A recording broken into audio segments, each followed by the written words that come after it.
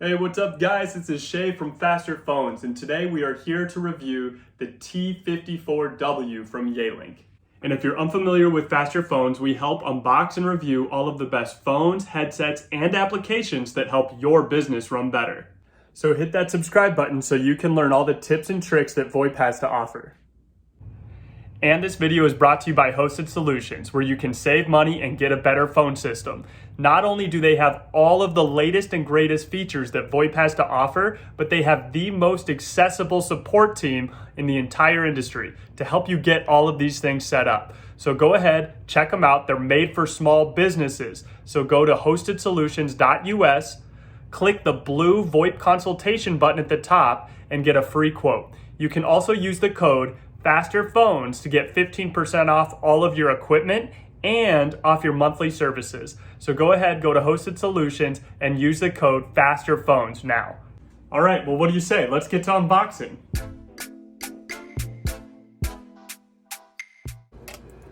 All right, guys, I'm going to speed up me just cutting open the box because I think we all know how to do that. Right when I open the Yealink box, the first thing you're going to see is just the user manual. It'll go over all the different parts and pieces that we're going to go over in this video. Underneath that, this is the phone itself, and it is stunningly beautiful. It's got a huge color LCD screen on it. It has 10 programmable buttons on the left and right side of the screen. I absolutely love it, and it is a customizable or adjustable screen, which I just love the design Yealink put into this telephone. Underneath the phone, I'm going to pull everything out of the packaging here. But we do have the handset, we do have the phone cord that ties the handset to the phone itself. It does come with a 6-foot Ethernet cord or patch cable. We're not going to be using that today because we are going to be connecting this phone to Wi-Fi, but it is nice that they do include it. The one thing that I did have to purchase separately is the power cord. It's an extra $8, so you can go ahead and buy that. I will need that in order to power up the phone and connect it to Wi-Fi.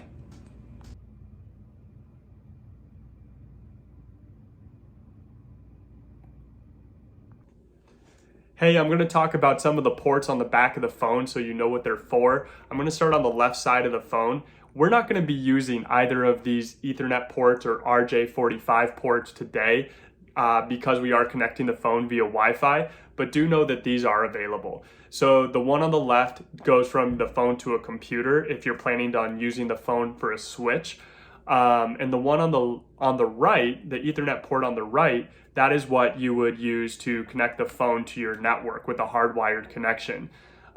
It does come again with the 6-foot Ethernet cord, so keep that in mind. If you need a longer Ethernet cord for a hardwired connection, you can go ahead and buy that on Amazon, or you can buy that at Best Buy or anywhere you get your technology gadgets. But again, if you're planning on using this for Wi-Fi, you won't need either of these. Just to the right of these Ethernet ports, we do have the slot for your power cord. I will be using this one today. So basically you just plug in the power cord on one side and then you plug the other end into the wall to boot up the phone. If you look off to the right-hand side, these are RJ9 ports. These are what you're going to be using for some headsets can use an RJ9, and the handset. The only one we're going to be using today is the bottom one, which is designated for your handset. Do not plug your handset into the top one. Make sure to plug it into the bottom one in order for the phone to work correctly. So plug it in and go ahead and boot up the phone. The last port that I'm going to go over is this one right on the back of the screen. This is a USB port that I'm absolutely in love with. It has 3 main uses. The first, you can actually plug a USB headset right into the back of the phone here, and it will work with the headset button on the front of the phone. The second thing you can use this for is just to charge up your cell phone. Just plug in your USB, plug in your cell phone, and it will give you a charge. The third way you can use this is for call recording. When you're on a call, there will be a soft key at the bottom of the screen that says record. You can actually hit that button and it'll record automatically to your thumb drive. Take the thumb drive out, plug it into your computer. You can save these recordings anywhere you want. Really cool functionality from Yealink on the USB drive. Big fan here. All right, guys, putting up a quick picture of all the parts that we pulled out of the box just so you can kind of see everything in a holistic view. Here are all the labels of what everything is. All right, and let's go ahead and let's put this phone together. First thing we're gonna do is we're gonna take the phone cord and we're gonna plug the handset into the phone. So notice on the phone cord, on the coiled cord, there's two sides and they are not exactly the same. One has a longer piece, one has a shorter piece. The shorter piece is meant to go into the handset because the longer piece goes in the back of the phone, and there's a nice groove there to put the cord into so that the phone hangs off on the side. Then it doesn't get stuck underneath the phone, making it wobble. It is a nice design piece. So take the time to plug in the longer side into the back of the phone, the shorter side into the handset. Again, the handset does get plugged into the bottom. And then I'm just gonna fast forward here. The kickstand is really easy to install. You just push it in and slide it in to lock in place. There's only one option because it does have an adjustable screen. So you do only have one option on this phone for the kickstand. I'm pointing to a couple different ports. And last but not least, you got your power cord. It's as easy as that. Once you plug it into the wall, I'll show you what happens.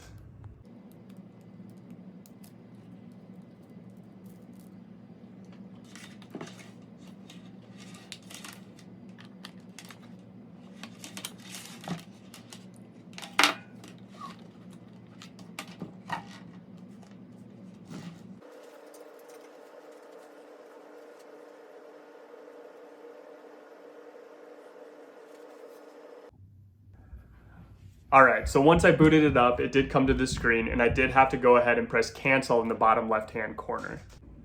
So again, once it boots up to the home screen, it doesn't necessarily mean it's a functioning phone. You do have to go ahead and connect this to a VoIP provider. So we're using Hosted Solutions. Again, that is who is sponsoring the video. And what they did is I gave to them was the MAC address of the phone. They were able to put this on provisioning servers. So once I get this connected to internet, it should boot up and connect to them right away. Extensions, speed dials, everything. All right, so let's connect it to Wi-Fi. Once I get to the home screen, the first thing I do is I click the menu button in the bottom right-hand corner. I then go over to basic settings. And then from this list, I scroll down until I see Wi-Fi. I gotta go ahead and enable it. And then in the bottom right-hand corner, I gotta click save. I'm gonna wait a few moments and then you will see that it does see an option to connect to. So I'm gonna go ahead and open that. And here we go. I do see Nacho Wi-Fi, that is me, that is my home network. So I'm gonna go ahead and select that. And then I type in my password. This is my Wi-Fi password. I will show you that there are 4 different options here. You do have to type it in with the phone, which isn't the easiest, but make sure that you're choosing which option. If you are doing a capital letter, start here. If you're doing a lowercase letter, navigate it over to here. And if you're doing a number, navigate it over to here. It's gonna take you a little bit of time to figure out, but it just is what it is. You have to do this one time and you should be solid. All right, I got my password typed in and you see that we are now connected to my Wi-Fi. If I just sit tight and hang on, I would say about 20 seconds, it goes ahead and it reboots automatically.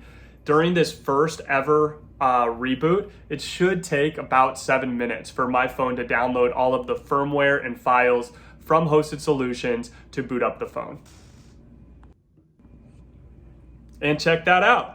We got an extension, we have some speed dials, and we have some parking lots right there. Those are all of my best friends. I'm not that popular, but my wife, my mom, my dad, they love me a lot. All right, let's go ahead and do the same thing for Bluetooth. For my Bluetooth headset, I am using a Plantronics 5200. It's really easy to pair, so let's go ahead and do it. On the phone itself, again, you're gonna go to menu, you're gonna go to basic settings, and this time you're gonna scroll down until you see Bluetooth. Go ahead and select Bluetooth. Just like Wi-Fi, you have to enable it.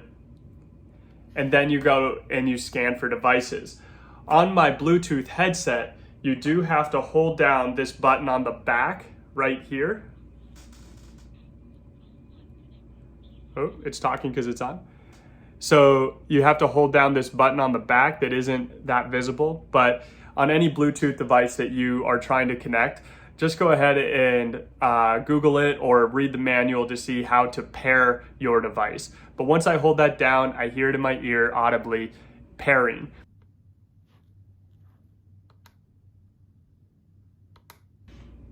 And look, there it is, right there on the telephone. So now I can select it, and we're paired.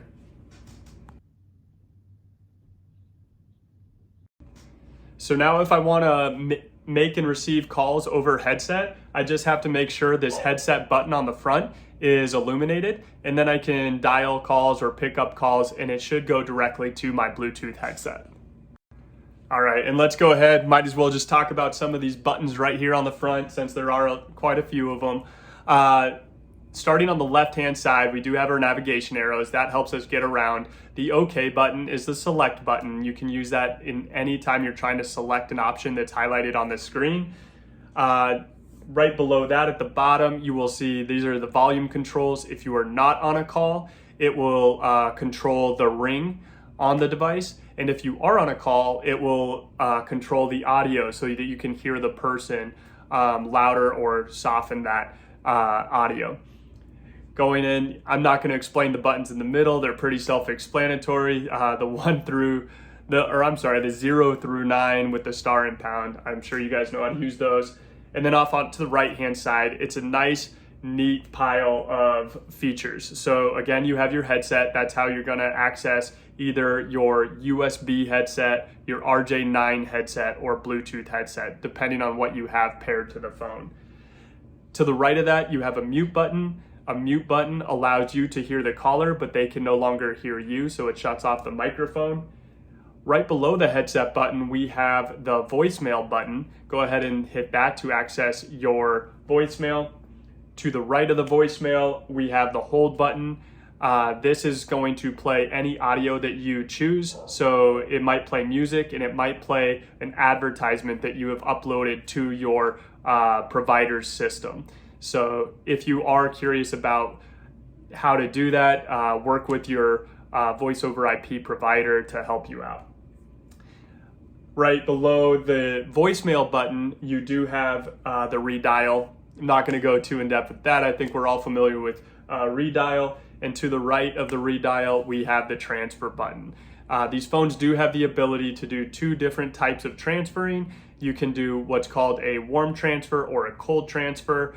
I'm not going to go over that too in depth here, but you can ask your provider for details.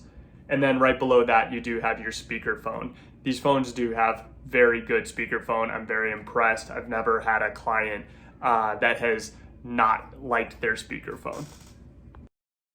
Okay, so here's my final 2 cents. I would say this is probably my #1 pick for a home office setup. The reason for that being is most people don't want to work right next to their home modems or routers. So the fact that you can plug this thing anywhere in your home and it works as well as it does, this is going to be my #1 pick for a home office. For work, I think it's actually a great phone. I think it's really slick that you have the option of a Wi-Fi connection or a hardwired connection. But if you know that you have the ability to connect via hardwire, I don't think it's necessary to get this phone. I think you can spend less money on a T46 or even a T41 if the color screen isn't important to you. Those phones look really good in my opinion, and still you get all the same bells and whistles and functionality, but they don't have Wi-Fi. So I would probably go that route if I was getting this for my own office. But in the cases of like a kitchen or even maybe a reception area that there's not a data connection available, close to where you want the phone, I think that this phone solves that issue pretty easily. So I would definitely use it at home, in kitchens, or anywhere there's not a hard wire available. This phone, final consensus, I'm gonna give it a 9 out of 10, 9.0 out of 10. There really wasn't any reason to not give it a 10, but technology is always improving, and I'm leaving a little room for the next great phone that comes out. So that's why I'm giving it a 9 out of 10. Otherwise, this thing is as rock solid of a phone as I have ever experienced over the last 8 years. I love it. All right, guys, if you want to see more unboxings, more tutorials, learn more about your business phone options, make sure to like and subscribe to Faster Phones. I will be posting videos up here regularly to help you guys make sense of everything phones for your business. So please do like and subscribe. And then also this video once again was brought to you by Hosted Solutions. They are the best way to save money and get a better phone system. Check them out at hostedsolutions.us, and to get a free consultation, click that blue VoIP consultation button at the top of their webpage. All right, guys, thanks for hanging in there. Appreciate you. Take care.